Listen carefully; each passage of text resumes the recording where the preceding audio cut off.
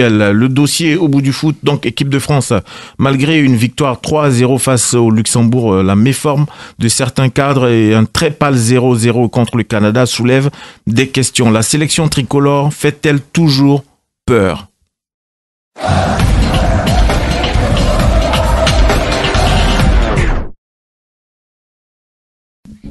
On fait peur par les grands noms individuellement, oui. Les Bleus feront toujours peur, ça c'est sûr. Mais collectivement, franchement, ils font pas peur. On a bien vu s'il y a une équipe qui presse un peu haut et qui donne du rythme et qui sont assez athlétiques pour leur tenir tête sur le plan athlétique tout simplement. Je pense que ça va être difficile en face. On a vu une équipe du Canada qui ont pris 4-0 franchement dernièrement là contre les Pays Basques, je pense, contre les Pays-Bas.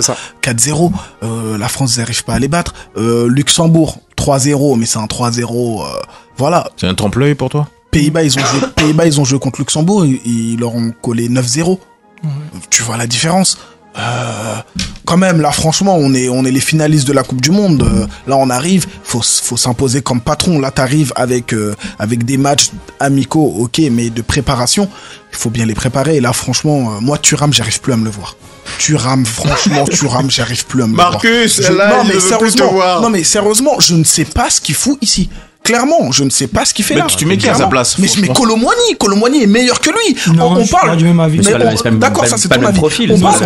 On parle. Il y a une question sur Colomboigny qui arrive. Pourquoi c'est pas le même profil ? On va pas débattre de Colomboigny maintenant. D'accord. Moi, en tout cas, pour moi, c'est les mêmes profils. C'est des joueurs qui percutent. C'est des joueurs qui savent jouer au pied. C'est des joueurs qu'on demande de fixer. C'est des points de fixation qu'on demande. Colomboigny peut jouer ce rôle-là en attaque. Il peut jouer de la tête et il est beaucoup plus adroit que Marcus Thuram. En équipe de France, je parle, parce que en club, c'est pas pareil. Ils sont pas dans les mêmes circonstances, mais en équipe de France, Marcus Thuram ne m'a jamais rassuré. Il m'a jamais montré un seul match où je me dis, ok, il mérite sa place ici.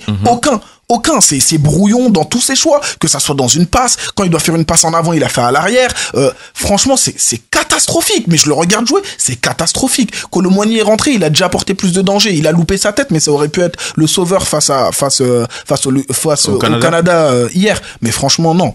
Marcus Thuram, par contre, je peux plus me le voir, faut vraiment. Quentin, elle a dit que l'équipe de France fait peur individuellement, collectivement, c'est le néant. T'es d'accord ?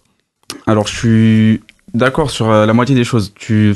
On dit qu'on doit arriver en tant que patron parce qu'on est finaliste de la Coupe du Monde, mais depuis 10 ans, on a toujours été meilleur quand on arrivait en tant que outsider, entre gros guillemets, et pas en tant que favori. L'Euro de 2020, on est arrivé hyper confiant, on s'est fait climatiser comme jamais.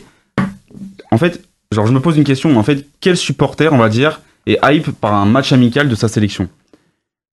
Même un supporter anglais, moi j'étais dans la hype hier. J'étais même frustré d'ailleurs avec le retard justement de diffusion. Oui, forcément. Mais on est un peu hype parce que c'est l'équipe de France. Mais je veux dire, voir un France-Canada, je vais pas sauter de joie. Alors certes, le niveau de jeu, la qualité de jeu proposée, on s'ennuie, c'est vrai.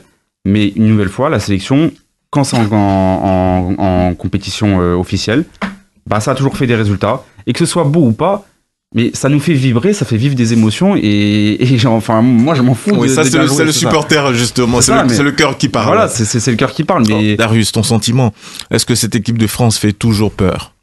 Bien sûr qu'elle fait peur, cette équipe de France. C'est pas là 2 petits matchs de préparation dans lesquels l'équipe de France n'a jamais fait peur. Je vous en prie, citez-moi des matchs de préparation ou de qualification où on avait une grande équipe de France. Par contre, des matchs de compétition internationale où l'équipe de France fait peur, ça, il y en a plein des exemples. Je pense que là, c'est trop tôt pour commencer à tirer des conclusions. C'est trop tôt pour commencer à tirer des traits sur des joueurs. Ok, Thuram, c'était pas du tout grandiose ce qu'il a pu proposer. Mais il a quand même une bonne attitude. Il a pas des matchs références, mais il a faim. Et moi, je pense que voilà, il a des choses à apporter à cette équipe. Donc, franchement, moi, je pense que c'est trop tôt pour commencer à dire que voilà, on fait peur à personne et tout. Le nombre de sélections qui tremblent s'il tire l'équipe de France en 8e ou en quart, je pense que ouais. Lucas, ton sentiment sur la question? Moi, je pense que l'équipe de France fait peur, mais je rejoins Eladj, pas pour les bonnes raisons. Collectivement, on fait pas peur. Il y a des noms qui font peur, et j'ai peur que cette équipe de France et la méthode Deschamps soient en bout de course, parce que ça arrivera un jour. Ça arrivera un jour où on se prendra un mur. Et moi, je me dis que c'est peut-être la compétition où ça va arriver.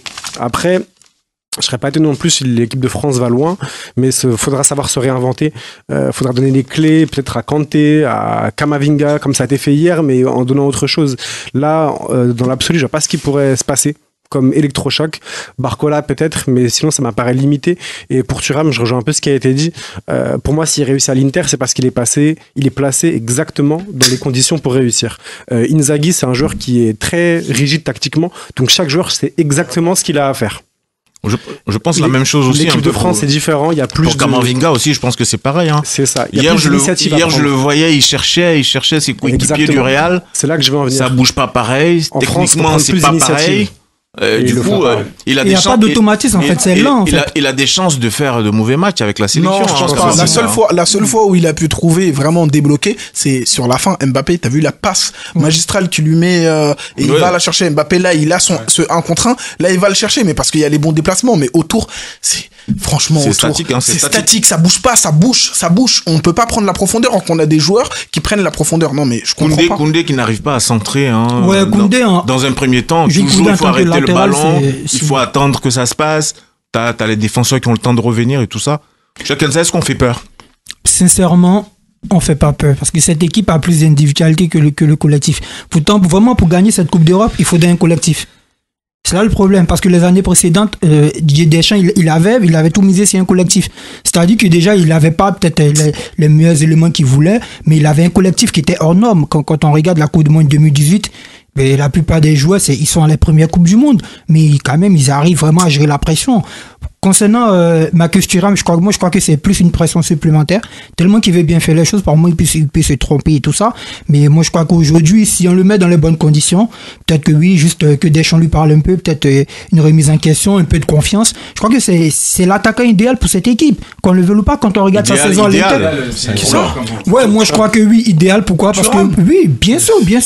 Oui, t'as regardé le match hier? Oui, j'ai regardé. Déjà, il faut pas tout remettre. T'as pas regardé le match. Mais là, ce que je vais tu regardes les performances de je viens de te dire au-delà du match d'hier. Non, mais c'est ça. Au-delà des matchs d'hier, il n'a jamais eu un match référence. Parce que Darius, il est bien gentil. Ça va venir. Non, mais arrête. Comme Darius, il est bien gentil quand il dit oui, mais il a la dalle, il a faim.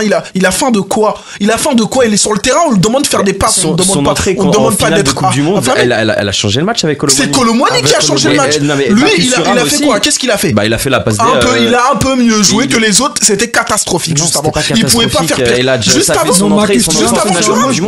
son entrée en finale de Coupe du Monde. Non, mais attends, juste avant Thuram, c'était pas catastrophique. Giroud, Dembélé, c'était pas catastrophique. Ah non, bien sûr que si. Moi, je t'ai dit, juste avant, c'était catastrophique. Du coup, il aurait pas pu faire pire.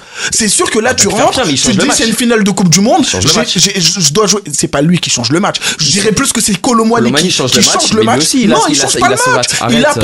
Il apporte, ok, mais il change pas le match. Tu peux pas me dire qu'il change le match. C'est pas possible. Non, on n'a pas la même définition de changer un match. Colomboigny provoque un penalty, il fait une passe décisive. Non, mais Thuram, Thuram. C'est Thuram qui a fait la passe décisive. Mbappé. Ah tu vois, là tu te trompes encore une fois, tu vois. On va prendre le match. Mais attends, c'est la seule chose carrément, je le confonds tellement. Il a fait n'importe quoi. Je l'ai commenté le match en live. Non mais le match, je l'ai commenté. Le match, je l'ai commenté en live avec Abou ici dans ces mêmes studios. Franchement, Thuram, c'est une catastrophe. Franchement, on va prendre. Les amis, vous avez parlé. Par contre, il y a des attaquants qui ont fait pire que Kenza, t'as parlé. T'as défendu ta cause. N'est-ce pas? Ouais, mais. Donc on va laisser Alfred donner son avis. Alfred, bonsoir. Pour moi, l'équipe de France, après toi, on va entendre notre ami Stéphane. Après, il y a des réserves. Pourquoi je dis ça? Parce qu'au niveau du trio central, il n'y a pas eu les joueurs qu'il fallait.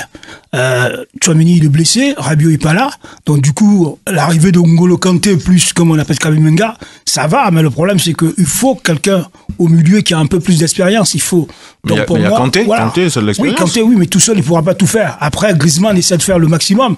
Mais au niveau Griezmann n'est pas en forme sur les 2 matchs de préparation. Voilà, oui. Moi, je comprends pas pourquoi on remet tout en question. Alors qu'il y a 1 an et demi, on était en finale de Coupe du Monde. Le collectif. On est dans notre rôle. Oui, on débat. 1 an et demi, c'est long en football. 1 an et demi, c'est très long en football. Mais Quentin, ce qu'on va faire, c'est qu'on a pris les. 1 an et demi de plus, par exemple. Lucas, Quentin, on a pris les avis de tout le monde. On va prendre l'avis de Stéphane et après, on pourra rebondir éventuellement. Stéphane. Bonsoir à tous. Alors Stéphane, bonsoir à toi, quotidiendusport.fr. Est-ce que justement notre sélection tricolore fait toujours peur? On parlait de ça tout à l'heure avec Philippe. Je pense qu'il est impossible de dire si elle fait peur ou pas peur maintenant, parce que déjà, rappelez-vous tous, avant la Coupe du Monde, elle faisait pas peur du tout. On lui prêtait même le pire. Beaucoup voyaient même l'équipe de France ne pas sortir de la poule. Et puis on a vu ce qui est arrivé. Après les autres équipes, l'Angleterre se fait battre, l'Allemagne gagne très difficilement. Il y a peu d'équipes qui impressionnent. Donc je pense que on peut pas juger. Moi, je pense que l'équipe de France, elle arrive finalement pas trop mal. Elle a ses principaux joueurs qui sont pas blessés, qui sont à la disposition. Il n'y a pas eu de gros coup dur pour l'instant pour Didier Deschamps. Donc c'est à lui de mettre en place et tout. Maintenant, il y a des choses qui vont bien. Il y a des réglages à faire. Il y a des changements. Olivier Giroud, on a vu que son temps était passé. Faut trouver une solution offensive pour remplacer. C'est peut-être le plus gros chantier de Didier Deschamps. Mais non, moi, je pense que c'est impossible. Je peux pas répondre personnellement à cette question-là, quoi. Effectivement, avant la dernière Euro, elle faisait très très peur. Et puis finalement, il y a eu un petit grain de sable qui s'est mis 10 minutes contre la Suisse. Et puis voilà, on est passé à travers. Donc je pense que c'est très difficile de dire si elle fait peur ou pas maintenant, comme pour d'ailleurs toutes les autres équipes. Moi, il n'y a pas une équipe particulièrement qui me fait spécialement peur. Le Portugal, je crois, a perdu contre la Croatie. Mais la Croatie, elle joue bien quand même, faut le reconnaître. Hein. Comment ? La Croatie, elle joue très bien. Voilà, qui a joué très bien, mais qui a quand même perdu. Je pense qu'au niveau, au niveau pourcentage d'aller loin dans l'Espagne cet aussi. Euro, je mettais plutôt le Portugal avant la Croatie. Donc, et ça a changé, ce match amical a changé ton avis? Maintenant, voilà, je pense que c'est impossible de juger. Stéphane, il y a Alad qui demande si le match amical en question a changé ton avis sur le Portugal. Contre la Croatie ? Oui. Non, pourquoi il me demande ça ? Mon avis de quoi ?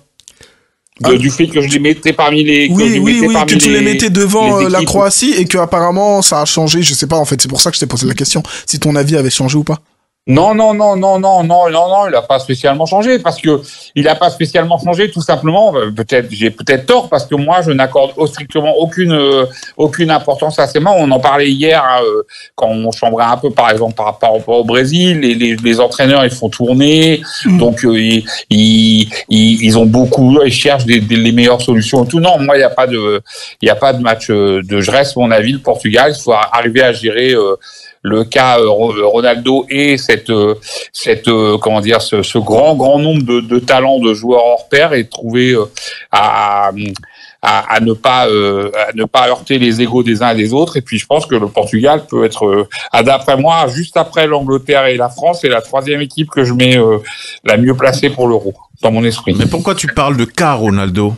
Pourquoi c'est un cas Ronaldo ? Non, on peut... Parce que j'estime, je pense que beaucoup qui ont vu qui ont suivi la Coupe du Monde, à la Coupe du Monde, ça a été ce qui a été un peu la mauvaise gestion de l'entraîneur du Portugal qui a changé, donc tant mieux.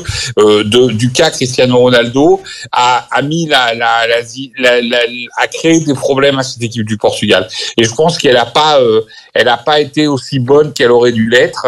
Et notamment à l'époque, c'est peut-être moins le cas là, je sais qu'il n'a pas été bon par exemple contre la Croatie, il n'a pas été performant, mais à l'époque tu avais un Gonzalo Ramos qui était en pleine bourre, qui était en pleine forme, des attaquants en pleine forme, peut-être que les bons choix n'ont pas été faits par rapport à la gestion de la star qui est Ronaldo, et en gros Ronaldo il doit jouer que s'il est largement au-dessus des autres et pas mais tu prends pas Ronaldo pour le mettre sur le banc. Pourquoi s'il est largement au-dessus des autres, s'il est au-dessus des autres ça suffit? Pourquoi largement? S'il est au-dessus des autres, ça suffit. Ok, d'accord. Je rappelle, 55 matchs, 56 buts et 15 passes décisives. Au Qatar. En Arabie Saoudite, où il y a notre ballon d'or 2022 qui n'a pas réussi à planter 10 buts. Oui. Mais ce championnat est ridicule. Non, mais bien sûr, je crois pas qu'il y a. Bien sûr, on a vu des Firmino, Riyad Mahrez, l'Arabie Saoudite. Non, je vois absolument. Ça a plus de valeur que Oh, les amis, ça sert à rien. Non, mais là, je sais pas. Rapidement, je suis pas à l'entraînement du Portugal. Je dis juste qu'à la Coupe du Monde, selon moi, il y avait meilleur que lui en attaque au Portugal. Dans l'équipe du Portugal. T'aimerais réagir justement sur le sujet. C'est peut-être plus le cas là. Donc c'est pour ça que je dis si ce cas-là est bien géré, le Portugal peut aller très loin. On a bien compris. À gérer, c'est ça. Je suis un peu d'accord avec toi sur le Portugal. Je mets un billet sur le Portugal.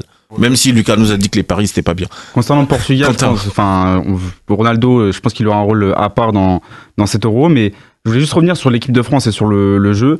Quand il y a une grande compétition, pour moi le plus important, c'est le groupe, c'est comment le groupe vit, l'entente du groupe. J'ai vu aujourd'hui ou hier que là il y avait une bagarre entre Rüdiger et Füllkrug à l'entraînement de l'Allemagne. Si les joueurs pendant un mois arrivent à bien s'entendre et à prendre du plaisir à jouer ensemble, mais je pense que c'est le plus important d'une compétition, même si les matchs ne vont pas être aboutis de A à Z, le plus important c'est de créer un groupe. Et Deschamps a toujours su le faire, et c'est pour ça que je suis plutôt confiant moi pour cet Euro. Excuse-moi Quentin, je te jure qu'il y a toujours des fights dans les non mais je reviens après il y a des éléments qui ressortent, il y en a qui ressortent pas, mais ça existe de tout le temps. Non mais je reviens surtout qu'il n'y a pas eu de fight. Quand il y a un fight, faut le dire, là il n'y a pas eu de fight. Ils ont failli en venir. Non, mais ça, quand tu dis nos chers auditeurs et auditrices qui écoutent et qui ne savent absolument pas ce qui s'est passé ou quoi, là tu leur dis il y a eu une bagarre, ils se sont bagarrés. D'accord, mais c'est moi tout de suite, moi l'image que j'ai tout de suite c'est ils se sont tapés dessus. Mais d'accord, mais l'image c'est pareil. Ils se sont pas tapés dessus. On a vu des images. Non, ils ont rejoué la finale en fait. Oui, bah, c'est exactement ça. Rüdiger, il a juste fait un tacle appuyé. Il a dû le chambrer un peu. On a vu quelques images où Rüdiger il était en train de rigoler. C'était un sourire nerveux en mode regarde-le, vas-y. Voilà, ça arrive tout le temps, ça arrive tout le temps. C'est sûr que Marcus Thuram pour amuser la galerie, c'est le premier. Ça, c'est sûr. Ça, je te l'enlève pas, par contre. L'image que tu renvoies, que ce soit que tu y aies bagarre ou pas, quand c'est un entraînement en public, tu vas accueillir ton Euro, mais l'image que tu renvoies, elle est catastrophique. Mais c'est pas grave. L'image, c'est pour le supporter, c'est pas représentatif de ce qui se passe dans l'équipe. De toute façon, on verra. On n'en sait rien. C'est la situation en interne. Comment le prochain match, ils vont se faire un gros bisou. On n'en sait rien, on verra bien. Comme tu as évoqué Rüdiger et tout ça, j'ai envie de faire juste une parenthèse justement sur cette équipe allemande au niveau du gardien de but. Je regardais un peu le pauvre Ter Stegen, 32 piges, il a quasiment jamais joué, je dis, avec cette équipe. Et Neuer continue d'empiler. Et franchement, j'ai mal pour lui. Bah là, c'est un sujet. Non mais sérieusement, je fais une parenthèse rapide, mais j'ai mal pour lui parce que il est en train de prendre le chemin de la retraite. Il n'a jamais disputé une vraie compétition avec son équipe alors qu'il est au niveau, peut-être aujourd'hui même, il est au-dessus même de Neuer. Parce que Neuer... Aujourd'hui, je sais pas, quand même, cette saison à Ter Stegen, elle est assez difficile. On a l'habitude d'avoir un Ter Stegen qui est exceptionnel. Il montre des signes un petit peu lui aussi de déclin cette année en tout cas. Non mais il n'a pas une bonne équipe aussi. Ouais, il n'a pas une défense aussi. Ça n'aide pas. C'est clair, mais quand tu vois le Neuer qui arrive à toujours se remettre au niveau et malgré sa boulette en demi-finale contre le Real, le reste de la performance qu'il a fait, ça reste solide Neuer. Moi je comprends qu'on joue la stabilité, qu'on le laisse titulaire. C'était juste ma petite parenthèse. Les amis, on va continuer cette émission justement toujours avec cette équipe de France. On va évoquer justement un peu les joueurs individuellement parlant, s'agissant donc du milieu de terrain, de l'attaque, on l'a évoqué partiellement avec Elhaï, notamment s'agissant de Thuram. Qui c'est qui doit commencer au niveau donc du milieu de terrain? N'Golo Kanté, est-ce qu'il doit débuter en tant que titulaire avec les 2 matchs de préparation qu'on vient de vivre? Pour moi, personnellement, Alfred. Pour garantir l'assurance du milieu de terrain, oui. Son expérience, ce sera très utile. Il vous a convaincu? Pour moi, oui. Jusqu'à présent, physiquement? Oui. Il a un tempérament de footballeur très calme, bonne vision. C'est pas parce qu'il revient d'Arabie Saoudite. Il n'a pas beaucoup joué avec eux. Il revient. Pour moi, il a beaucoup joué. Hein. Il a une saison complète. Hein. Non, moi, je parle pas en équipe nationale. Plutôt l'équipe nationale avec les joueurs. En sélection, tu veux dire, ouais. C'était un peu lui-même. Pour moi, c'est l'assurance. Il n'y a pas mieux que lui.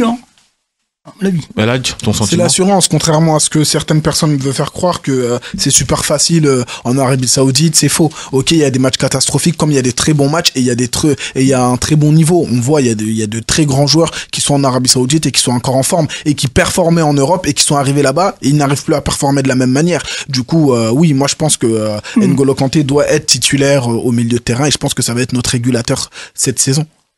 Stéphane, tu penses pareil, N'Golo Kanté titulaire dans ce milieu français? Moi, ça me paraît évident. Je rigolais.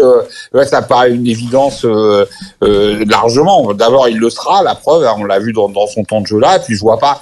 À la limite, il pourrait peut-être et encore. il pourrait y avoir photo avec un Aurélien Tchouaméni au sommet de sa forme, bien en forme éventuellement, mais sinon de toute façon il faut déjà chercher qui pourrait jouer à sa place, et il y a personne qui peut jouer à sa place. Le problème de Deschamps aujourd'hui, à mon avis, il y a deux problèmes. C'est un, de récupérer Antoine Griezmann à son meilleur niveau, et deux, le troisième joueur qui va jouer avec eux. Moi, pour l'instant, ça se jouerait d'après moi entre Zahir Emery et Il est en train de jouer à FIFA. Et Fofana, et Youssouf Fofana, mais parce que Rabiot est out, à moins que Rabiot puisse venir, mais c'est peut-être là qu'il y a un peu là, mais oui, Kanté, bien sûr, c'est le meilleur sur les deux matchs. Sur l'ensemble des deux matchs, c'est le meilleur français, N'Golo Kanté. Darius. Je suis d'accord avec cette dernière phrase de Stéphane. Sur l'ensemble des deux matchs, c'est le meilleur français.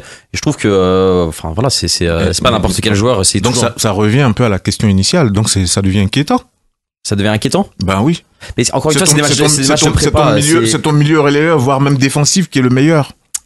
Kanté, c'est toujours quelqu'un qui mentalement peut faire une vraie différence dans son jeu, parce que il a les ressources mentales et du coup physiques pour tirer le meilleur de lui-même. Après, c'est trop tôt pour tirer des conclusions sur les autres joueurs. Kanté, c'est rassurant de le voir comme ça, mais on peut pas dire que c'est inquiétant du coup de voir les autres comme ça. Et moi je trouve que ce serait un choix logique, qui démarre. J'ai l'impression qu'il a les jambes. Il fait une saison décente. Une saison décente, il fait une bonne saison assez complète en Arabie Saoudite. Si il a le physique, il y a aucune raison qu'il le fasse pas. On sait à quel point il fait du bien en équipe de France, donc. Ton sentiment, Quentin? Moi, je pense, c'est vrai que Kanté, pour moi, c'est le meilleur français sur les deux matchs. Le plus important pour moi, ça va être celui qu'on va mettre à côté de lui. Parce qu'il y aura Griezmann au milieu de terrain, il y aura Kanté, mais donc est-ce qu'on aura Rabiot, Tchouaméni? Je pense que c'est surtout ce milieu-là qui va faire ou pas si notre milieu va être performant. Parce que Kanté à la récupération, je pense pas que ça va poser problème. Griezmann, vous dites qu'il est en méforme, mais il sort quand même une grande saison à l'Atlético. Oui, mais sur la fin, il est sur le déclin. Sur la fin, il est sur le déclin. L'équipe est sur le déclin. Il a fait deux matchs passables. Sur la fin, même lui, moi, je vois ces matchs en Ligue des Champions. Là, on a pu voir contre Dortmund, tout ça. Il y est beaucoup. Pourquoi ils sont fatigués? On a Griezmann. Il a du mal. Il va tirer la fin de saison. C'est sûr, mais là, c'est une nouvelle fois, ça va être sa capacité à trouver le jus pour cette compétition. Mais une nouvelle fois, pour moi, le plus important, le rôle du milieu de terrain le plus important, ça va être ce troisième milieu de terrain à côté de Griezmann et Kanté. Troisième choix, oui. C'est est-ce que Rabiot va être suffisamment en forme et compétent? S'il l'est, je pense que c'est lui qui doit être titulaire. Tchouaméni, je pense qu'il y a limite sera dans le rôle de remplaçant de N'Golo Kanté parce que je le vois mal en 8 relayeurs. Mais et là, il a pas les jambes. De toute façon, Tchouaméni, il a pas les jambes. En plus, il a pas les jambes. Oui. Il peut venir qu'en renfort. Alfred, ouais. Il peut venir qu'en renfort, Tchouaméni, c'est tout. Sinon, pour moi, si Rabiot revient, qu'il est en forme, je pense que les trois, ça devrait aller. N'Golo Kanté, Rabiot. Rabiot, il fait une bonne saison en plus avec les Gilles. Meilleur qu'Aurélien Tchouaméni? Non. Faut arrêter 2 secondes. C'est pas le même rôle. On a vu, non mais attendez, d'accord, oui, non, c'est pas le même rôle. Non mais c'est pas ça, c'est que non, parce que j'entends non mais le truc c'est pas ça. Non mais c'est pas ça, le truc c'est que si tu titularises Kanté, c'est difficile de mettre Tchouaméni à côté de Kanté quand même. Déjà qu'il y a pas beaucoup de créativité dans cette équipe. T'imagines? Tu joues face à des adversaires qui sont censés être en deçà de ton niveau et tu mets des profils défensifs dans ton milieu de terrain. Est-ce que tu donnes pas un peu le bâton aussi pour te faire battre? C'est un peu ça. Pas spécialement, ça dépend ce que tu mets en attaque et qui tu mets devant. Non, mais je veux dire que Rabiot a une qualité de passe offensive nettement au-dessus de celle de Tchouaméni. Ça t'apporte un atout supplémentaire. Après, on va commencer à croire que Rabiot, c'est sa première qualité non plus, les passes offensives. Du tout. C'est pas lui que reviendra la tâche créative. C'est parce qu'on n'a pas de numéro 10 en vérité. Donc on a un numéro 10. Enfin, là pour l'instant, c'est Griezmann. Mais là, dans son rôle actuel, dans son rôle actuel en équipe de France, c'est pas un numéro 10. Mais sinon, lui, dans son profil de joueur, c'est vraiment un numéro 10. Griezmann, c'est un couteau suisse un peu dans cette. C'est vrai que c'est un couteau suisse, mais dans son utilisation, en tant que typique, dans son utilisation en France, non. Griezmann, c'est pas quelqu'un aussi qui peut décanter cette situation, casser des lignes avec des passes et tout ça. C'est pas quelqu'un qui peut avoir cette percée. Bien sûr que si. Non, si il a fait quand? Dis-moi, depuis quand en équipe de France, Griezmann a fait un match où à lui seul, il a fait gagner les Bleus des 10 mois. Des dizaines. Ouais, 2016, il a volé sur la compétition. mais En 2016, non, en 2016, moi je crois qu'en Mais en 2016, 2022? je crois qu'en 2016, le meilleur c'était Dimitri Payet. Faudrait pas qu'on se voit la Mais en face ici. 2020, mais si, les meilleurs buteurs Dimitri de- Payet, quand même, il a fait un On meilleur. va avancer les amis. Payet, il a fait un meilleur demi-finale, que enfin, je Griezmann. crois. Payet, il a Toi, fait t'as un vu meilleur juste le coup franc, toi, c'est tout. Non, pas que le C'est coup tout ce que franc. t'as Non, vu. Payet, il était très important dans le jeu. On ne va les Les matchs amis, d'élimination, c'est C'est Griezmann s'arrêter qui à la porte Roumanie. l'équipe. les amis, on ne va pas parler des absents, les Dimitri Payet et tout ça. L'Euro arrive déjà vendredi prochain. Et dans tout ça, est-ce que vous tenez compte un peu de la fatigue accumulée par la fin de saison aussi? Mais toutes les équipes sont fatiguées. Fatigué, Hein. ouais. Ah, donc, Voilà, il y a je veux dire, tout ça aussi. c'est que des internationaux, donc ça, Mais je la pense que plupart, ils ont au moins après, 60 comment matchs chacun dans va les jambes gérer et son tout, donc, état de forme, ça après. C'est vrai qu'en France, il y a des blessures au mauvais moment. On parle de Rabiot, on parle de Tchouaméni. C'est vrai que la France a moins de certitude à certains postes que d'autres équipes. on Mais verra bien. Tchouaméni, c'est juste une gêne. Je crois pas que ça peut vraiment être une entrave pour la suite de la compétition. on va suivre ça de Peut-être près. qu'on l'aura pas d'aussitôt. On va mais aller au niveau de à la l'attaque, phase. les amis. Hein. Vous choisissez qui, justement, dans cette sélection pour débuter cet Euro, Thuram ou Giroud? J'ai même pas envie de donner la parole à El Hadji. Lucas. Giroud, sans hésiter. Non, mais je suis d'accord avec lui. Giroud, Thuram, non, pas du tout. Je préfère même déplacer Mbappé en neuf et mettre Barcola à gauche plutôt que mettre Thuram. Thuram, comme je l'ai dit, pour moi, il performe dans un système très spécifique à l'Inter. Enfin, je veux dire, c'est quand même sa première saison, il marque beaucoup, il est vraiment régulier. On l'a vu avant à Mönchengladbach, il a fait des demi-saisons qui étaient abouties, mais il n'avait jamais tenu comme ça. Non, pour moi, Thuram, il n'a pas le niveau qui est attendu pour un attaquant de l'équipe de France titulaire et une équipe qui prétend aller au bout à l'Euro. Stéphane, Stéphane, ton Malik, avis? ne pose pas la question à Stéphane non plus. Stéphane, ton avis? Thuram, c'est quoi la question, Thuram ou Giroud? Ouais, titulaire. Bah, c'est une évidence qu'il faut en mettre aucun des deux. Hein. Ah ouais, merci Stéphane. Merci. C'est vrai que l'attaque m'a rejoint sur de l'équipe de France, pour moi, en tout cas moi, mais encore une fois, je le disais tout à l'heure à Philippe, faisons confiance à Didier Deschamps, il sait certainement faire mieux que moi. Moi, l'attaque de l'équipe de France, pour moi, c'est Barcola, Mbappé, Dembélé, hein, qui doit jouer, ou éventuellement Coman, qui a fait des choses un peu des fulgurances, mais qui est quand même à court physiquement. Mais ni Thuram ni Giroud, je suis d'accord avec ce qui a été dit. Thuram, il performe dans Un système. dans un 3-5-2 à deux attaquants. Ouais. à l'Inter, où il est devant avec Lautaro Martinez. Qui lui donne des Et caviars. puis moi là, j'ai l'impression qu'il est cafouillé, il est brouillon, il fait je l'ai pas vu faire un truc de bien quoi. Il faut faire la passe à droite, il a fait à gauche, il faut tirer, il contrôle, il faut contrôler, il tire. Malheureusement, je pense qu'il y arrive pas, je dis pas que c'est pas un bon joueur mais il y arrive pas du tout. Ouais. Éventuellement Colomboigny, Donc aucun des deux. Aucun des deux pour toi. Beaucoup plus de choses avec l'équipe de France, je trouve, que même hier contre le Canada. On va y revenir sur Colomboigny, mon cher Stéphane. Il y a un sujet qui arrive spécialement pour Colomboigny. D'accord. En tout cas, non. Moi, je pense Giroud, c'est même indécent de poser la question. C'est déjà, il est déjà au nom de sa carrière, de sa grandeur et tout dans les 25. Mais moi, j'aurais pris Nkunku 10 fois, quoi. Même blessé en ayant joué un petit peu et tout. Je suis sûr qu'il a plus de conditions physiques que Giroud. Donc là, je ne pose même pas la question de débuter un match. Ce sont les choix de Stéphane, respectez-les. Ça me paraît impossible. Alfred, ton sentiment. Pour moi, c'est Moi, sur Olivier le Giroud. choix Attends. serait Mbappé en numéro 9. Allez, le sentiment Moi, d'Alfred. Olivier Giroud a les atouts Giroud. pour passer devant lui. Pourquoi? Parce que bon, il y a déjà une petite expérience. Il pèse sur la défense. Voilà. Donc, à chaque occasion, s'il a une opportunité, il va marquer. Pour moi, s'il reçoit de bons ballons, je pense que Giroud serait la priorité pour moi. Et toi, Quentin? Giroud, tous les jours. Darius aussi, toujours. Non. Non, non, pas du tout. Moi, en C'est vrai, qui aucun des deux. Aucun des Si deux je dois faire le choix entre les deux, aucun des deux. Moi, je dirais plus Colomboigny. J'aime bien. Voilà ce qu'il montre en équipe de Mais moi, France. je s'arrête tout de suite. Je donne un exemple très simple. Le match d'hier, on suppose que c'était un match de coupe ou de finale. Pour un joueur en avançant, la tête qu'il a ratée là, c'est crucial, ça. Ouais, Mais Ça, c'est le match crucial. d'hier, ça ne peut Parce pas être que- pris comme un parce exemple. que C'est un je match dis de une chose. préparation. Mais pour Giroud, la Oui, saison. ça, Giroud a c'est raté la une Coupe du reprise Monde. de Voilà, volée. la Coupe du Monde. Très simple. Je te Et donne la un Coupe du exemple Monde, on perd la concret. troisième étoile On grâce à lui. On était par exemple Gabza, tu peux faire un débat dans un autre à la débat. 85e minute pour une finale de Coupe du Monde, pour une finale. Mais Alfred, là, tu rates un but comme ça. Ce n'est pas la situation. Il finit, tu enchaînes. J'ai même pas pu finir. Moi, ce que je Parce que- disais à la parce base, que il est là, arrivé les comme un gens- tank. Moi, là. j'ai dit que les gens pleurent pour lui. On essaie de lui donner une chance, mais l'occasion qu'il a eue hier, franchement, que ce soit Mbappé, il rate pas ça. Et du coup, t'oublies Il son match contre Mais non, Luxembourg. Alfred, il loupe. Non, mais- Mbappé de la tête, il loupe. Non, je suis pas d'accord. Colomboigny de la tête après Giroud, c'est Colomboigny. Hein. De la tête après Giroud, c'est Colomboigny. Chacun Non, des autres arrêtez de sentiments. Il a marqué les deux derniers buts qu'il a marqué avec l'équipe de France avec la ce que je tête. disais à la base. Mais t'as dit, attends. L'action Attends. Non, c'est vrai que Darius parlait, on l'a L'action tous C'est vrai, L'action on l'a interrompu. Apprenez à faire des phrases. L'action moins d'hier. long, moins long. L'action d'hier. Parce que sinon, le Canal Football Club va pas vous recruter, les amis. Hein. Bah, tu dis ça aux gens qui parlent avec des phrases courtes. Là, il y a Stéphane qui nous fait des monologues et c'est sur nous qu'on dit ça. Là. Darius. Non, mais du coup, je disais. Ouais, Stéphane, on en a parlé déjà, t'inquiète pas. Ok. Bon, écoute, moi, je disais que voilà, si je dois faire un choix entre Thuram et Giroud, je prends aucun des deux. Giroud, ok, certes, si il y a des caviars, et ben c'est lui qu'on veut dans la surface. Sauf que comme on l'a dit, il y a pas de caviar qui arrive. Donc Giroud, bon, ça semble un peu compliqué de le voir jouer. Thuram, bon bah ouais, je le vois plus comme un bon remplaçant que voilà un titulaire. En vrai, Kolo Muani en équipe de France, bon bah dire qu'il a déçu, c'est dur. Franchement, il a fait vraiment de très bonnes modeste, prestations. reconnais-le. Hein, c'est un attaquant modeste. C'est un attaquant modeste, mais c'est un attaquant qui a du volume de jeu. C'est un attaquant qui a des bonnes choses à proposer, que ce soit techniquement comme voilà physiquement. Je pense que voilà, il peut s'adapter par rapport à Mbappé. Voilà, changer un peu de zone, changer un peu de position. En vrai, là, c'est celui qui m'inspire le plus quand je le regarde comparé aux deux autres. Chacun qui t'inspire justement.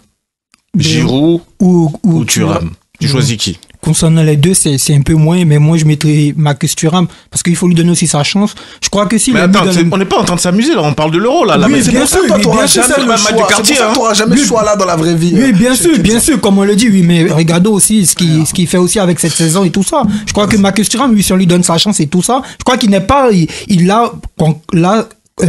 réellement Marcus Thuram il n'est pas bon en équipe de France. Ça fait plusieurs matchs qu'il est en dessous et tout ça, nous tous on le sait, mais je crois que si on lui donne sa chance, moi je préférais Marcus Thuram à Olivier Giroud vu sa saison. Mais c'est quoi lui donner sa chance là quand tu lui laisses 2 matchs contre le Canada et Luxembourg? Moi tu m'as pas posé la question moi. Non ben ça n'a rien à voir, il y a plusieurs attaquants qui n'ont jamais réussi en équipe de France comme les Guivache et tout ça, ils n'ont jamais fait Lucas, ton sentiment? Alors déjà, je pense aussi quand même que c'est des matchs amicaux. Faut les remettre à leur place. Une fois que l'Euro leur a commencé, ce sera différent et il y a des joueurs qui vont monter en puissance. Là, le but quand même, c'est qu'il n'y ait pas des blessés supplémentaires. On n'est pas sur des matchs décisifs, etc. Donc il n'y a pas de conclusion à tirer après ces matchs-là. Après moi, si on me demande le choix entre Giroud et Thuram, je prends Giroud.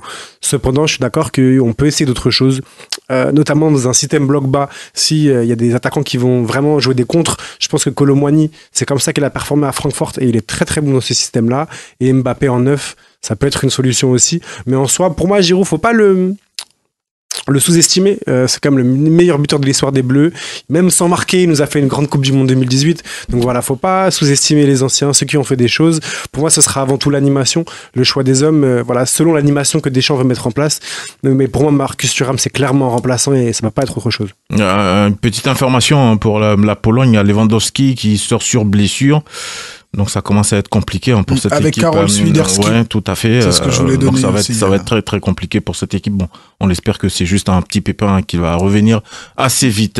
Les amis, on continue donc toujours avec cette équipe de France. Cette fois-ci, au niveau de la charnière centrale, la défense centrale. Konaté, on l'a évoqué rapidement la semaine dernière. Konaté, c'est juste en cette fin de saison avec son club. Upamecano, j'en parle même pas. Saliba, qui a fait une brillante saison avec Arsenal, ne semble pas avoir la confiance de Didier Deschamps. Qui voyez-vous dans ce duo de défense au niveau donc de la défense centrale des tricolores? Darius. Forcément, enfin voilà, moi je vais forcément dire Saliba. Pour moi, la question, en vrai, ne devrait pas forcément se poser, même s'il a pas là la confiance de Deschamps. Il a vraiment les armes et les outils. Il fait un bon match hier, cela dit. Il fait un très bon match hier. J'ai vu, il gagne 100% de ses duels aériens. Il a une présence dans les airs qui est incroyable. Qu'il n'y a pas beaucoup de défenseurs en Europe qui peuvent rivaliser avec. Je trouve que voilà, il peut faire énormément de bien.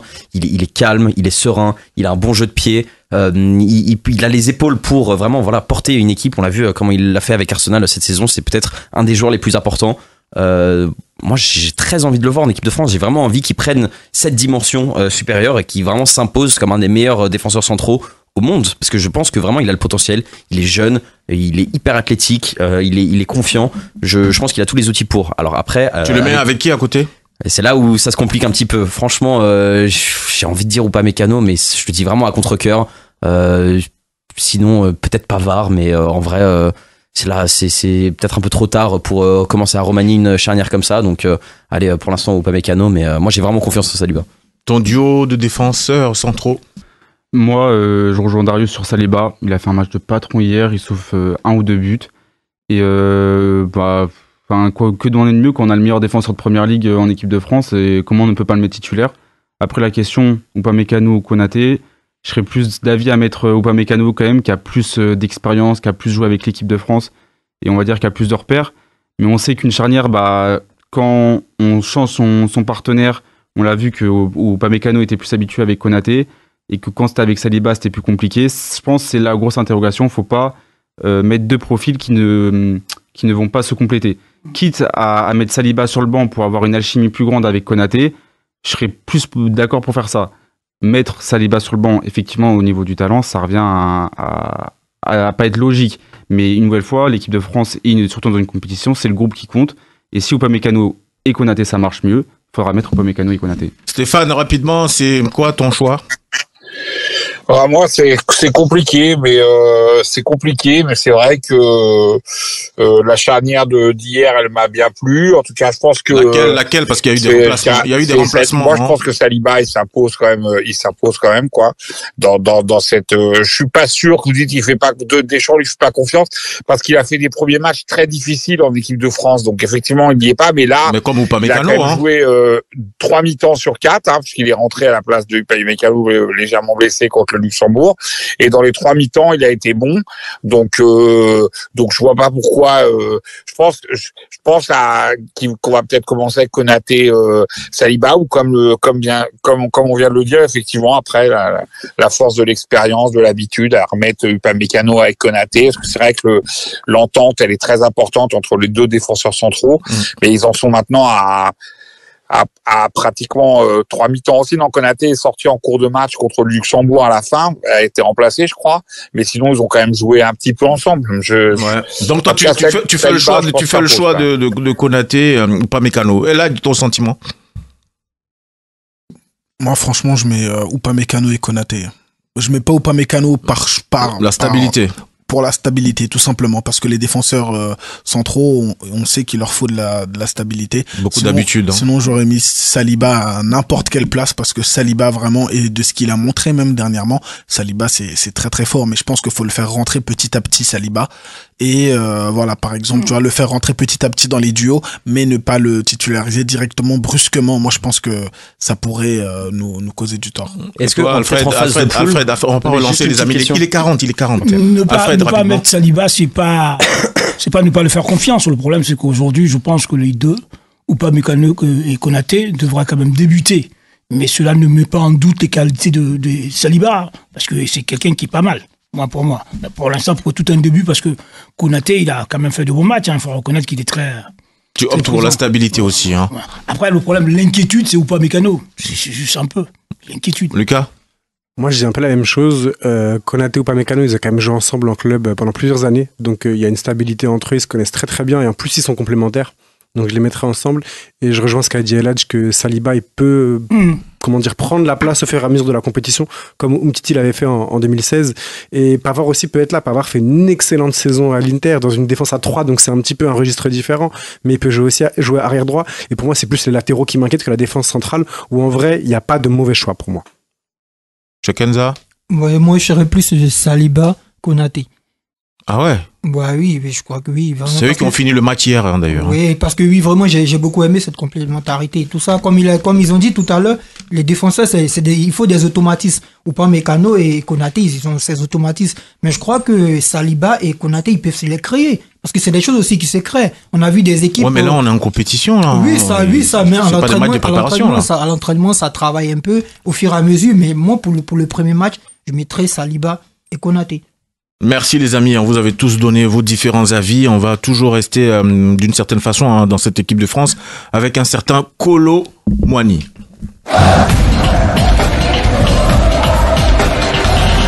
Kolo Muani a déclaré « Comment expliquer ma réussite en bleu par rapport au PSG ? Je pense que j'ai la confiance du coach que la confiance du coach fait partie de mon temps de jeu. J'espère que ça va continuer ainsi. » L'échec de Kolo Muani au Paris Saint-Germain est-il imputable à Luis Enrique, les amis? Non. Je suis très déçu de cette déclaration de Kolo Muani. Je trouve qu'il prend pas ses responsabilités. Il a quand même beaucoup joué. Hein. Certes, il a été baladé. Ça n'a pas forcément été facile. C'est une première saison. Il a jamais connu un aussi gros club, donc faut s'adapter. Il y a plein de raisons qui expliquent l'échec de Kolo Muani, l'échec relatif d'ailleurs de Kolo Muani sur sa première saison à Paris. Franchement, Luis Enrique, c'est pas le premier à remettre en cause. Kolo Muani, il a raté beaucoup d'occasions de se mettre en valeur. Il a été mauvais. Il a donné l'impression de ne pas assumer le prix de son transfert aussi, et je pense que c'est vraiment la pression. On rappelle régulièrement que Paris, c'est pas un club qui est fait pour tout le monde. Il y a beaucoup de très bons joueurs qui échouent. Kolo Muani serait pas le premier très bon joueur à échouer à Paris, mais de là à mettre ça sur la faute de Luis Enrique, je trouve que c'est assez injuste. Alfred, il a coûté cher, mais jusqu'à présent, il n'a pas convaincu.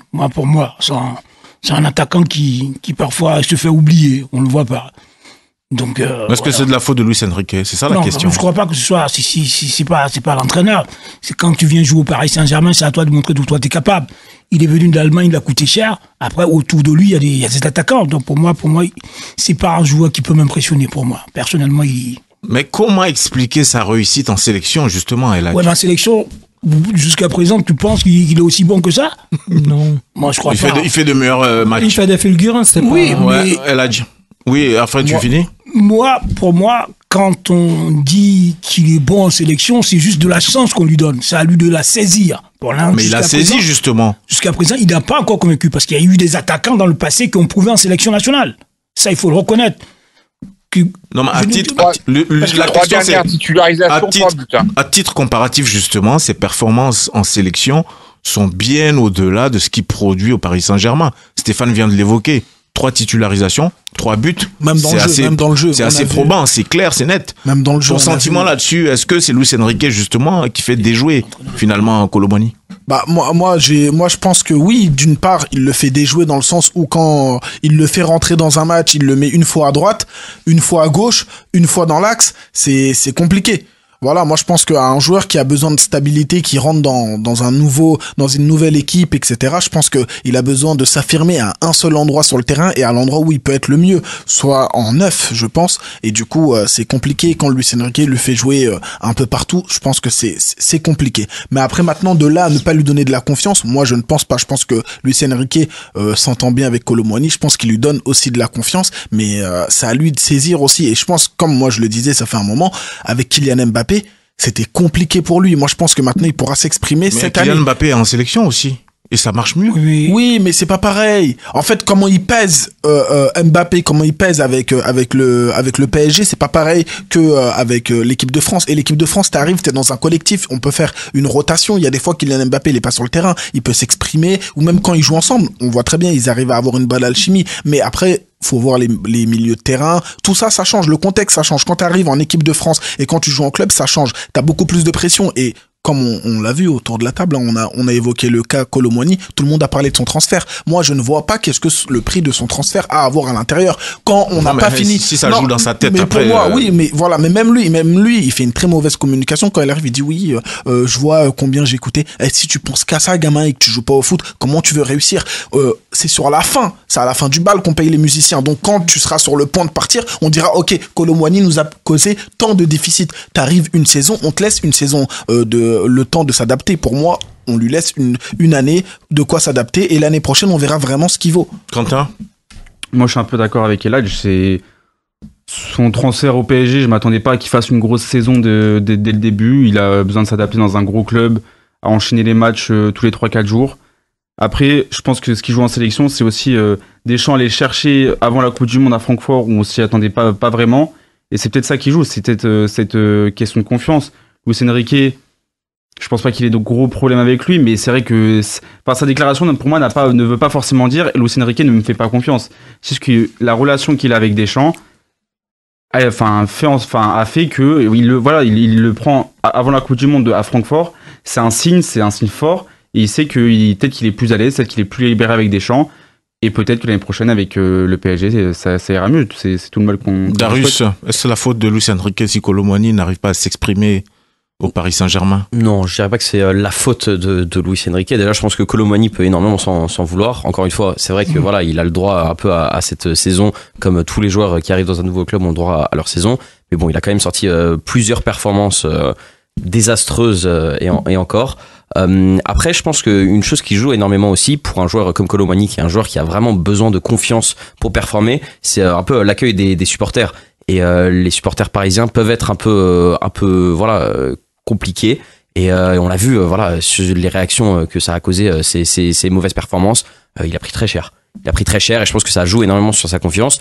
Donc en équipe de France, ça a l'air d'aller. Il a l'air d'être dans un bon environnement et Deschamps le met bien, le met dans un bon état d'esprit et il en tire les meilleurs fruits. Donc il faudra voir si Luis Enrique arrivera à mettre un peu de côté le harcèlement qu'il peut recevoir sur les réseaux. C'est comme ça. Je voulais poser une question. Lorsque le Paris Saint-Germain l'a recruté, il faut qu'on avance l'a recruté en tant que quoi? Avançante ou quoi? Avançante. Après, s'il est En venu même temps que Sergio Ramos. S'il est venu en tant qu'avançante, le football, c'est plus ça maintenant. Ah non, le football, Donc pour moi, ce qui est hyper important dans le football moderne, c'est la polyvalence. Là où il est en baisse, c'est qu'il n'a pas compris qu'il peut jouer à gauche comme à droite. Il ne doit pas être fixé à son poste d'avancante. On va prendre l'avis de Chakenza. Voilà ses faiblesses. On va prendre l'avis de Chakenza. Moi, je crois que vraiment le problème, c'est pas Luis Enrique, parce que Luis Enrique aussi, quand il est arrivé, c'est comme aussi qu'il a voulu Kolo Muani aussi pour en faire de lui un titulaire dans son équipe. Mais Kolo Muani, quand il arrive, je crois qu'il se met pas aussi dans les conditions, parce que Francfort et le PSG, c'est pas le même calibre. Donc quand tu arrives, il y a une équipe déjà, tu dois aménager la monture, tu dois faire les efforts aussi pour pouvoir prouver, pour gagner ta place. Mais concernant avec l'équipe de France, c'est pas les mêmes univers et tout ça, parce que Deschamps, c'est quelqu'un qui est un peu aussi attachant avec des jeunes et tout ça, donc c'est comme on dit, c'est un peu le père protecteur et tout ça, qui va les chercher et tout, qui va les remettre en confiance. Pourtant Luis Enrique, c'est pas pareil, ils ont pas la même manière de manager, mais je crois que Kolo Muani, sa déclaration n'a pas lieu d'être. Pour moi, sincèrement, lui, il se doit de se la terre et de se concentrer au football et de prouver qu'il mérite. Et on va finir avec Stéphane. Oui, alors déjà, moi, depuis ça me démange, là, depuis que je vous entends parler. Concis, précis. Je sais pas si ceux qu'on dit qui ont été déçus par sa déclaration ont vu, lu ou écouté ou vu à la télé l'ensemble de sa déclaration. Parce que il est absolument pas attaquable. On lui demande pourquoi il y a une différence entre ses performances au Paris Saint-Germain et en équipe de France. Il répond simplement qu'en Paris Saint-Germain, il a eu du mal à assumer son transfert. Alors ça, effectivement, qu'il doit le dire, pas le dire et tout, ça c'est une chose. Qui a eu du mal à assumer son transfert, en gros, ce que vous venez tous de dire, mais qu'en équipe de France, on le met en confiance et qu'il n'a pas ce problème-là. Il faut savoir que Luis Enrique a voulu Kolo Muani, contrairement à Ramos, par exemple. C'est Campos qui a voulu Gonzalo Ramos et non pas Luis Enrique. C'est pour ça qu'il y a de grandes chances, à mon avis, que Ramos quitte le Paris Saint-Germain cet été. Mais il a voulu Kolo Muani, il veut garder Kolo Muani, il lui a toujours fait confiance. Donc effectivement, et quand à aucun moment Kolo Muani ne remet en question la confiance que lui accorde Luis Enrique. C'est effectivement son transfert, le changement de club, tout ce que vous avez dit, qui fait qu'il est mieux. Il est arrivé un peu, il a fait une rentrée en finale. Ils ont transformé même avec Marcus Thuram la finale de la Coupe du Monde quand il est rentré. Il a fait une bonne demi-finale. Il marque contre le Maroc en demi-finale. Il a fait ça. Il est arrivé comme un peu l'enfant prodige qui peut apporter des choses et tout. C'est un statut qui est complètement différent que quand tu arrives dans un club où tu as 5 attaquants pour jouer ou 6 pour jouer pour 3 places, quoi. Donc ça, il n'a pas réussi à l'assumer au Paris Saint-Germain. Moi, je pense comme Elhadj que l'année prochaine, il va faire de bonnes choses. C'est que c'est un joueur qui est athlétique, qui est rapide, qui est quand même buteur et qui peut très bien apporter énormément. À suivre. Déjà, on va le voir à l'Euro, voir ce qu'il produit et ensuite au Paris Saint-Germain dès la saison prochaine. Tiens, ce championnat, on en parle avec Kolo Muani. C'est même pas sûr qu'on voit les matchs de Ligue 1 à la télé, les amis. On va en parler.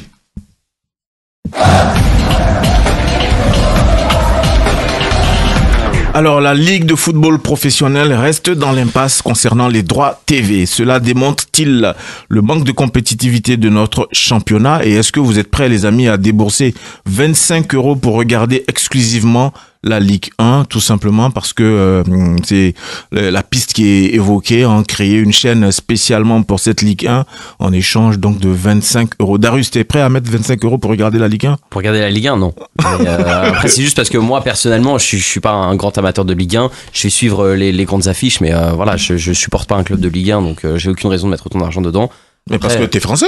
Je suis français, mais bon, on suit pas forcément un club de France si on est français. On n'est pas là. Il y a plusieurs personnes autour de cette table qui ne suivent pas de club français alors qu'ils sont français. Moi, je suis la Ligue 1 dans son ensemble. Oui, non, mais je suis la Ligue 1, je suis les grandes affiches et je suis les résultats. Mais si on me demande de payer à 25 € par mois non. C'est parce que c'est cher ou parce que tu trouves que la Ligue 1, c'est pas ton kiff? C'est un mélange des deux. C'est un mélange des deux. J'ai pris Amazon parce que voilà, c'était pas ce prix-là et qu'il y avait quand même voilà du football à regarder. Mais là, si on me demande de payer 25 € pour regarder des 0-0 pour toute une journée, ça va aller. Putain, il y a des balles perdues ici. Je suis Vincent Labrune. Mon champion. Moi, je suis d'accord avec Darius, c'est que 25 € pour regarder en fait juste le match de ton équipe dans le week-end et allumer ta télé de temps en temps pour tomber sur le match à 17h, c'est beaucoup trop. Vincent Labrune, je sais pas ce qu'il a fait avec cette gestion des droits, mais c'est catastrophique. Un coup c'est Canal+, un coup c'est Beansport, un coup c'est Prime Video. Je suis d'avis avec toi. Ça aurait dû être réglé depuis des mois cette question. Là, on est à 2 mois, même pas 2 mois de la reprise du championnat. Et comment, en étant conscient de l'apport économique que ça apporte au club, comment ça peut ne pas être réglé? Je suis tellement d'accord avec toi. Canal nous avait habitués à de la simplicité, à de l'efficacité. On nous balade maintenant de chaîne en chaîne. Et là, ton sentiment? Non, mon sentiment, c'est du grand n'importe quoi. Moi, je serais pas prêt à payer autant pour... non, du tout. 25 €, et puis quoi encore? Non, je suis pour la Ligue 1, non. C'est pas possible. C'est pas possible. Alfred, lui, il est riche, il va payer. 25? Non. Non, tu payes pas? Non. T'as le plus d'oseille parmi nous ici. Déjà, pour la Bundesliga, il paye. Déjà, après, je vais prendre Canal+, mais bon, je dis une chose, j'aime bien le championnat de France, mais bon, le problème, c'est que 25 € pour ça, c'est quand même énorme. C'est énorme. Lucas, après, il n'y a plus comme avant, c'est plus comme avant, Malik. C'est plus comme avant. Lucas. Moi, je vais évidemment dire non, mais en fait, c'est même pas la question. Juste, est-ce qu'on se rend compte que Vincent Labrune est en train de tuer le football français? Il y a le fiasco Média Pro. Franchement, je maîtrise pas le dossier. Je peux pas vraiment dire ça. Il avait envoyé du rêve, dit on va avoir le milliard, etc. Il y a eu ce mirage du milliard, on l'a pas eu. Là, il s'est mis à dos Canal+, ce qui fait que Canal+ ne veut plus rentrer dans le jeu, ou au moins Bolloré dans une espèce de SAD, sont dans une espèce d'enchère où ils veulent payer le moins possible, et donc ça veut dire que c'est les clubs français qui vont perdre encore de l'argent. On est sur un football au rabais. Labrune avait déjà un peu torpillé l'Olympique de Marseille, et là c'est tout le championnat français qui profite de son inefficacité, de son incompétence notoire. C'est une catastrophe, et bien sûr que je paierai pas 25 € pour la Ligue 1. Je trouverai un autre moyen de voir le PSG. Chakenza, je compte sur toi. Non, moi toi aussi tu payes pas? Non, jamais je mettrai 25 €. Des amateurs de foot autour de la table, il n'y a personne qui paye 25 €. On va streamer légalement. On va finir avec Stéphane. J'ai un espoir.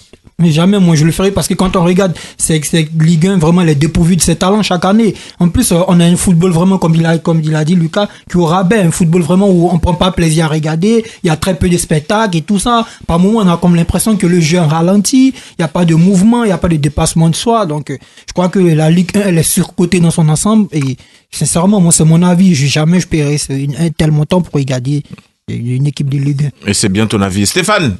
Ouais. Alors Stéphane, j'ai 2 questions pour toi déjà. Stéphane, est-ce que tu m'entends, Stéphane? Ouais, je t'entends, moi. Donc la première question, c'est de savoir si la Ligue 1 manque de compétitivité. Et deuxièmement, est-ce que toi, Stéphane, t'es prêt à payer 25 € pour regarder cette Ligue 1 justement? Non, moi je pense que la Ligue 1 ne manque pas de compétitivité, mais c'est sûr que moi je serais obligé de les mettre pour mon métier, mais sinon non, sinon sur le principe ce serait une escroquerie incroyable. Mais moi tu me dis 25 € pour la Bundesliga, je te dis non, 25 € que pour la Première Ligue, je te dis non, 25 € que pour la Liga, je te dis non aussi. Je suis d'accord avec toi. Donc c'est clair. Maintenant, je trouve que c'est un peu facile quand même de mettre tout sur le dos de Vincent Labrune. Je veux pas particulièrement le défendre, mais c'est un peu facile. Et ici, je voudrais juste dire un truc. Je rigole beaucoup quand je vois ces certains donneurs de leçons qui disaient ben non, mais le Paris Saint-Germain n'a rien apporté au foot, n'a rien apporté. Ce qui s'est passé, c'est qu'en 2 saisons là, le Paris Saint-Germain, pour l'instant, il a largué toutes ses stars. Qui c'est qui a dit ça? Stéphane, qui a dit ça? J'ai pas de nom là, mais ça c'est, il y a beaucoup de gens d'éditorialistes sur des antennes de radio, des chaînes de télé et tout, qui estiment que le Paris Saint-Germain n'a rien fait, si ce n'est enlever justement la compétitivité. Peut-être des supporters de Lyon, de l'OM, enlever de la compétitivité et tout, et bloquer donc le championnat. Maintenant, on voit qu'ils larguent leur star, ils larguent leur star, et il y a peut-être une relation de cause à effet que le foot il est dur il est dur à vendre. Et je trouve que c'est juste dur de mettre tout sur le dos de Vincent Labrune. À part, effectivement, ce qu'on peut lui reprocher, c'est son arrogance et le fait d'avoir dit on va le vendre 1 milliard pour finalement aujourd'hui dire si à 500 millions on est content. Moi, personnellement, je ne crois pas une seconde à une chaîne spéciale créée par la LFP et la fédération à 25 € par mois. J'y crois pas une seconde, mais je pense que Canal+, on en a parlé tout à l'heure, le groupe Bolloré notamment, puis qu'ils ont été rachetés par Bolloré, Canal+, ils sont pas non plus blanc, Bein non plus, ils veulent gagner de l'argent, ils arrivent pas à en gagner avec le foot, le vrai problème il est là, quoi. Merci Stéphane, les amis, on a bientôt fini. On a 1 minute, j'ai envie de m'amuser un peu avec vous. Là, il y a l'Euro qui arrive dès vendredi prochain. J'ai envie d'avoir, un pronostic, le vainqueur final. Il y a aucun match qui a été dans le micro, s'il te plaît. Il y a aucun match qui a été vu. Donc c'est joli de faire un pronostic comme ça. On parie pas, Lucas, je te rassure. On va pas mettre. Non, juste l'équipe vainqueur, l'équipe finale. Shekenza, tiens, t'as le micro. La France. C'est quoi, c'est le cœur qui parle là ou c'est quoi? Ouais, j'espère. Alors Lucas. J'ai aucun favori. Pour moi, c'est l'Euro le plus ouvert que j'ai jamais vu. C'est le pronostic justement. Le pronostic, allez, la France aussi. La France aussi. Oh là, Alfred. L'Espagne. Ah ouais? Ah, c'est le match amical qui t'a convaincu. Bon, pourquoi pas. Eladj. Moi, je suis partagé. Vainqueur final de l'Euro. Je suis partagé, moi. Allez. Faites un tour avec Darius. Allez, Darius alors. Il veut te tricher, c'est pour ça. Darius, ton sentiment. Non, moi ça va pas plaire. Et je trouve que c'est aussi très ouvert et tout, mais je sais pas pourquoi mon cœur me crie l'Angleterre avec leur effectif. C'est immonde ce qu'ils font et Southgate c'est un criminel, mais je sais pas pourquoi je le sens. Et Quentin?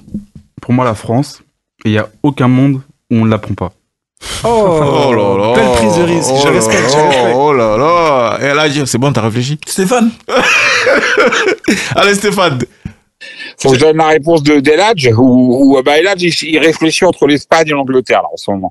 Moi je dis la France, le vainqueur du match France-Angleterre, une finale France-Allemagne.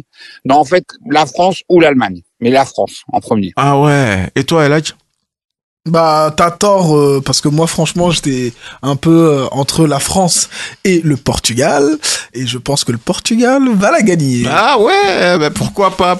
C'est possible, ouais, c'est tout à fait possible. Pourquoi pas. Tout à fait possible. Moi, je pense tout simplement que la coupe va rester à la maison. En Allemagne. Ah ouais. Moi, je pense que la Croatie a plus de chances de la gagner que l'Allemagne. Je te jure, l'Allemagne, c'est catastrophique. Mais comme Lucas l'a dit, c'est vrai que c'est une des compétitions les plus ouvertes qu'on a vues depuis longtemps, là, quand même. Il n'y a pas un favori qui se dégage parmi d'autres, et même tous les favoris, ils ont l'impression d'être un peu... Le Portugal. Moi, je mise une pièce sur le Portugal. On va regarder ça. Il faut faire un lot, Malik. Il faut faire un lot. On va finir. Comme ça, celui qui gagne là, celui qui a gagné, il gagne un lot. Le directeur nous écoute, là. Ouais, voilà. Non, mais c'est pour ça que je te dis ça. Je vous rappelle que j'avais dit l'Argentine à la Coupe du Monde. Écoutez-moi, avec beaucoup de tricherie. Bye bye, on va finir avec de la pub justement. S'agissant de l'Euro, à partir de vendredi prochain, on va couvrir cet Euro avec Philippe Carnu.